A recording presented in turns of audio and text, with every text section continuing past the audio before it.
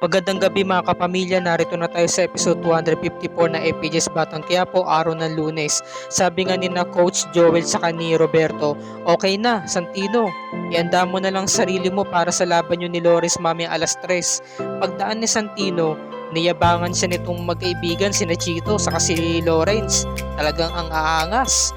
Ngayon sabi naman ni Chito, Lawrence, talagang mukhang hindi susuko yan ah. Sabi naman ni Lawrence, sigurado naman daw talaga na siyang mananalo. Sabi naman ni Chito, paano kung natalo mo nga talaga si Santino? Di ba alis siya rito sa gym? Panigurado pababalikin niya ni na Roberto sa ni Joel. Alam mo naman paborito niya yun eh. Kaya panigurado babalik yan dito. Talagang wala kang magagawa. Siyempre itong si Chito kaya nakakainis to eh. Talagang sugsulero to eh, di ba? Talagang Marisol eh. Marisol talaga eh. Ngayon biglang dumating itong si Anika saka yung best friend niya. Sabi naman ni Santino, Anika, kayo pala. Santino, good luck ha. Alam ko naman na kayang-kaya mo yan. Alam mo, hindi mo pa nakakalaban si Lawrence. Alam natin na siya ang pinakamagaling dito pero naniniwala akong kayang-kaya mo yan. Anika, kinakabahan nga ako eh. Ano ka ba? Huwag kang kabahan. Sabi nga ni diba, kaibigan niya, best friend niya, huwag kang mag-alala Santino, nandito lang kami. Kumbaga yung pagkakahawak ni Anika sa braso ni Santino, ito yung nagbigay ng lakas sa loob sa kanya, sa ka-inspirasyon. Nakangiti siya sa mukha ni Anika eh. Si Anika na magkinikilig, di ba? Ngayon biglang dumating si Bobby, naantala yung pag-uusap nila. Santino, pinapatawag ka ni Coach Gary sa opisina. Bakit daw? Siguro pag-uusapan yung tungkol sa laban yun ni Lawrence. Sige, sunod na ako. Salamat. Ngayon pagpasok nila dito, sabi ni Coach Gary, Lawrence, naturingan naman na mas mataas ang timbang mo kaysa kay Santino. Gagamit ka ng meron siyang binanggit na gloves. At syempre, ganun din daw si Santino para maging patas ang laban. At sigurado ng mamayang alas 3 ang laban nila. Syempre, umentra itong si Santino. Sabi niya, itutuloy daw niya talaga ang laban. Sabi naman ni Chito, aba, sobrang yabang ah, sobrang kasang kumpiyansang mananalo ah. Sabi naman ni Lawrence, alam mo ba Coach Gary, meron kaming pustahan niya ni Santino. O ano naman pustahan nyo? Ba't kami pustahan? Alam mo, kanina, ito yung pusta ko. Kapag nanalo ako sa laban at natalo ko yung Santino na yan, lalaya siya sa gym na to. Pero nanggigigil ako eh. Gusto kong baguhin yung pusta ko sa kanya eh. Eto pag ako nanalo, pag natalo ko yung Santino na yan, yung janitor na yan, lalayas din kayo dito, Joel saka Roberto. Bakit naman? Sabi malakas kayo dito eh. Kayong sinusuportahan niya eh. Sabi naman ni Coach Joel, sige, payag kami. Handa kaming sa alang-alang trabaho namin para lamang labanan ka, Lawrence, sabi niya. Ngayon, sabi naman ni Coach Gary, pwede ba? Huwag mo na nga silang idamay kasi nga sabi nga ni Santino, huwag mo silang idamay dito, Lawrence. Sa ating laban lang to. Sabi naman ni Lawrence, bakit? Kapag nawala si Coach Joel, pwede naman ako magsanay sa mga boksingero dito. Kayang-kaya ko naman. At saka yung si Roberto, kayang-kaya naman palitan ng maintenance yan eh. Kadali-dali lang naman palitan yan, sabi niya. Ngayon, pumayag na si Joel saka si Roberto. Sige, payag kami. Kay Santino kami. Tiwala kami mananalo yan. Ngayon nakipag kami na tong si Lawrence. Siyempre napatingin tong si Santino. Ba sila sumang-ayon? Ba sila kumagat kay Lawrence? Tapos natutuwa tong si Chito. Sabi niya, may kipag kamay ka ba? Papayag ka ba? Hindi na rin nakatay si Santino kundi napasubo na rin siya. Kumasa siya sa gusto ni Lawrence. Sabi naman ni Chito, ayun, payag naman pala eh. Wala na tayong problema doon. Ngayon, pagbaba ni na Roberto saka ni Joel, pinuntahan ni Santino, Coach, Mang Roberto, ba't mo kayo pumayag kay Lawrence? Basta, Santino, yung mga tinuro namin sa iyo ilang ang pakikinggan mo. Tiwala kami mananalo ka at tiwala naman kami matatalo mo yung si Lawrence. Basta, galingan mo na yung laban mamaya. Samantala, dumako na tayo kina Don Julio. Binalita ni Severino na ngayong araw na to yung hearing ni Edwin. Sabi ni Don Julio, ngayon na ba yun? Di namin alam Sa bagay, ang dami na nangyari. Sabi naman ni Don Julio, dagdag pa niya, paano ba yan? kailangan patahimikin na natin siya, Ramon. Sabi naman ni Ramon, magiging kampante lang tayo, papa. Dahil unang-una, nakatulong yung paglipat natin sa tirahan agad-agaran. At saka kahit magagilap ang mga pulis, wala silang makukuhang ebidensya laban sa atin. At saka hindi nila mahanap ang totoong pangalan ko. 'Di ba? So, kumbaga naka-hide talaga yung identity niya. Sabi naman ni Don Julio, wag tayo maging kampante, Ramon. Kinakailangan talaga ipapatay na natin yung Edwin na yan. Baka kumanta siya, sabi naman ni Ramon. At tingin ko hindi naman siya kakanta dahil alam niya hawak natin si Monique. Samantala, ito na. Binaba na nga ng mga pulis at nagsisigaw tong sa monte. Pasok! Ngayon, habang naglalakad sila, nakaposas di ba? Papasok na sila sa Supreme Court. Nagtititigan itong sina Teban sa si Kidlat. Tumiting siya sa mga kasamahan niya. Ngayon, siniko nila yung mga pulis at kinuha yung mga baril. Ratratan na. Grabe. Narinig ni na Aling Nita sa kanimang Marsing. Yung kagulo sa baba. Naghalisan na yung mga tao pati yung mga abogado. Sobrang takot, sabi naman ni Nita. Baka si Edwin yun.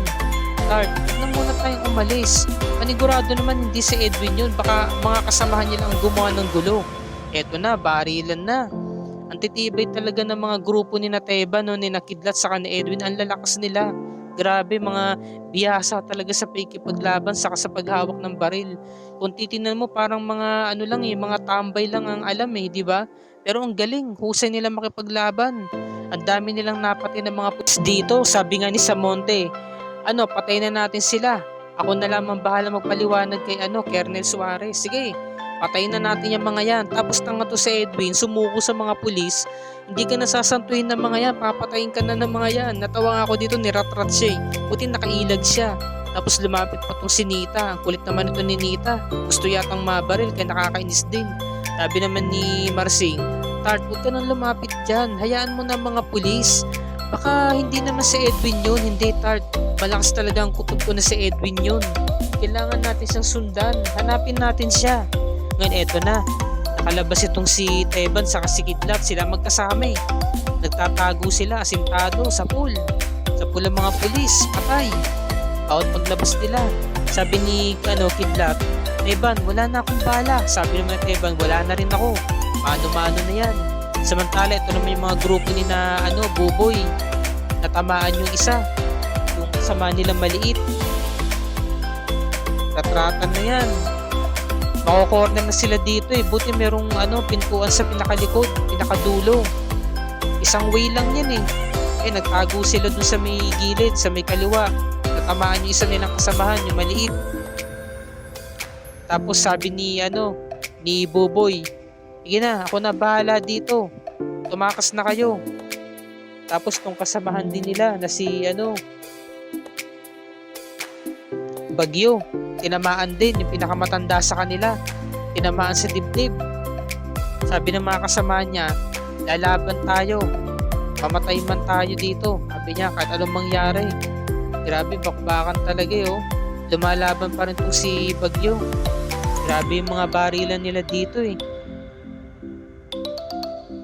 Sabi ko na nga talagang meron talagang malalagas sa kanila Siyempre, ang daming pulis hindi mauubos Dahil mga pulis, siyempre, talagang tatawag ng mga backup yan. Anong laban nila sa mga pulis? Mas armado yan kaysa sa kanila. Ngayon, napalabas na nga sila dito. Nagtatago sila sa mga tindahan ng sa malamig, sa kahit kung fishbowl. Ngayon, sabi naman ni Bagyo, tumakas na kayo. Pabayaan nyo na ako dito. Sabi ng mga kasama nila, Bagyo, ano ka? Hindi ka namin iiwan. Tapos ito na, nahuli na sina Teban sa si Kidlat. Kala ko talaga makukulong sila dito Mahuhuli sila dito, sabi ng pulis patay na natin itong mga ito. Dapat dito sa mga ito, hindi na binubuhay Tapos ito namang si Buboy, ng hostage ng babae. Sabi ng mga kasama niya, Buboy, sumunod ka na. Mga kasama, ginagawa ko to para makatakas kayo. Sige na, sundin nyo ako. Ako na bahala dito. Sige na, basta yung mga sinabi ko. Basta, kayo na lamang magpaliwanag kay Kidlat Kayo na lang magsabi kung sakaling hindi ako makasunod sa inyo. Eto, huwag kayong lalapit. Kundi tutuloyin ko tong babaeng to. Ibabaan nyo mga armas nyo, makinig kayo sa akin. Na-corner na si Buboy. Ngayon, merong isang pulis na nasa may hagdanan. Kaya wala, talagang patay dito si Buboy, sayang. nalagasan na naman ng isang tauhan dito sa Batang Quiapo. Binaril sa liig eh. Tadtad siya ng bala dito, pinaulanan siya ng bala. Eh no, sabi niya, tumakas na kayo, sabi niya oh. Daming dugo, pinagbabaril siya dyan ng gusto. Patayin na siya eh. Bago man siya mamatay, sinarado pa rin niya yung pinto para hindi sila makalabas, yung mga pulis. Nakakaawa. Ito naman oh, si Bagyo. Si Bagyo naman yung tinamaan ng maraming bala dito, pangalawang patay na. Grabe. Yung mga malalakas sa tauhan, yung mga namatay din eh. Tadtad ng balo. Tapos yung mga kasama niya nakasakay ng kotse. Ng snatch. Nang snatch sila ng kotse. Dumating itong mga pulis. Nakita yung katawan ni Bagyo, nakaantusin na lamang sa sahig. Samantala, ito namang si Edwin, kinuha yung baril. Binaril yung pulis na nakaantabay kina Teban at Kidlat. Sabi nila, Edwin, ikaw pala. Kinuha ni Edwin yung baril, di ba? Tapos itinutok ko sa dalawang pulis, kaya patay. Sabi, Kidlat, barilin mo tong posas ko. Sabi naman ni na Kidlat, kailangan natin makaalis dito. Ngayon, nung dumiretso sila, nasundan sila ni Sabonte sa ni Jacobe. Sabi ni Kidlat, walang niya ka, Justin, may araw ka rin. Loko talaga eh. Tapos sabi naman ni Samonte, tara, patayin na natin itong mga ito. Sabi ni Jacobe, sige, sugod, usog. Dahil mga pulis. Grabe talaga. Tapos ito namang si Edwin, humiwalay sa kanila. Nagtago sa may kotse. Buti na lamang hindi siya nakita kasi ang pagkakala ni Jacobe sa Samonte, diretso lang yung daan ni Teban sa ni Kidlat, wala na silang kasama. Ngayon, nung papasok si Edwin dito sa loob, nadatnan siya ng dalawang pulis. Papatay na dapat siya. Kaso nanlaban siya. Naagaw niya yung baril. Kaya syempre, pinatay niya yung dalawang pulis. Tinodas na niya. Saktong nahuli siya ng mga magulang niya. Si Marsing sa Nita. Edwin, ba't mo ginawa yun? Nahuli siya akto na pumatay siya ng pulis. First time na nakita ng mga magulang niya na pumatay siya ng tao. Sabi naman ni Nita, anak, sumuko ka na lang. Huwag mo nang dagdagan pa ang kasalanan mo. Sabi naman ni Edwin, Tay, Nay, pasensya na ho kayo. Pero kailangan kong gawin to. Alis na ho ako. Muntik pa niyang mabaril si Marsing eh. Dahil tinutukan niya ng baril eh. Inabol ni Nita, sabi niya, Tay, huwag ka nang sumunod. Sabi ni Marsing, kulit ito ni Nita, sinusundan pa rin eh. Ngayon, eto na. Nakasakay na rin sila ng sakyan. Samantala, itong si Edwin, binaril niya itong dalawang pulis na papasok. At sinundan nga siya ni Nita. Anak, niyakap siya. Sabi naman ni Edwin, Tay, Nay, kung gagawin ko to, lalo lang akong hindi makakalaya. Saka papatayin din naman nila ako eh. Basta pinapangako ko sa inyo, Tay, sa Nay. Kapag medyo nakaluwag-luwag, hanapin ko si Mokang. Kung saan yung kinaroroonan niya. Niyakap na siya ng mga magulang niya. Kasi baka ito na yung una't huli na magkita sila eh. Umiiyak tong si Mang Marsing sa si Aling Nita. Napapaluha na lang sila sa sinapit ng mga anak nila. Pati itong si Edwin, sobra-sobra yung tinamo. Tapos si Mokang hindi nila mahanap hanggang ngayon. Samantala, dumako na tayo Tanggol na kung saan pinabalik nga sila sa kanilang selda at hindi sila naparusahan. Ngayon, biglang lumapit si na Elsa, kinakamusta si Tanggol. Tanggol, kamusta ka? Di ka ba nasaktan? May sugat ka ba? Sabi naman ni Tanggol, huwag niyo na akong alalahanin, Elsa. Sabi naman ni Enteng, maraming salamat sa inyo, Elsa, at tumulong kayo. Kung hindi kayo tumulong, panigurado napuruhan na kami. Sabi ni Elsa, wala yun, Enteng. Kami nga itong dapat na magpasalamat sa inyo ni Tanggol kasi kung hindi dahil sa inyo, hindi lalabas yung pagiging maton namin. Sabi niya. Tapos sabi nung isa niyang kaibigan na din, Becky din, maraming salamat Tanggol ha. Ngayon sabi naman ni Elsa, paano? Babalik na kami sa kabila. Sige Elsa, maraming salamat. Ngayon eto, sinermonan ni Enteng si Tanggol. Tanggol, ba't ka naman biglang sumusugod na mag-isa? Sabi naman ni Tanggol, Enteng, diba nangako na ako sa inyo na ayoko nang madamay kayo sa anumang gulo. Kaya sinasarili ko na lang. Ayaw ko na talagang basusin ng kahit sino. Pati yan si Bubbles, pati na rin si Mayor. Ayaw kong maargabyado sila. Kaya ako na mismong kumilos. Sabi naman na Enteng, nandudun na nga tayo Tanggol. Paano kung napuruhan ka? Di ba isang grupo tayo? Magkakampi tayo. Magkakapatid ang turingan natin. Kaya kung nasaan ka, dapat nandudun din kami. Kasi labis kami nag-aalala. Sabi naman ni Tanggol, pinapangako ko sa inyo, wala nang pwedeng magsigasigaan dito sa selda.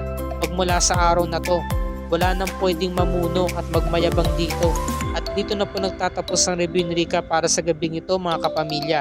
Kung bago ka pa lamang sa aking channel, kung maaari makahingi ako sa ng subscribe at click mo na rin ang bell icon para lagi kang updated sa mga episodes ng FPJ's Batang Quiapo and other kapamilya shows tulad nito. Maraming salamat po sa inyong panonood and God bless us all.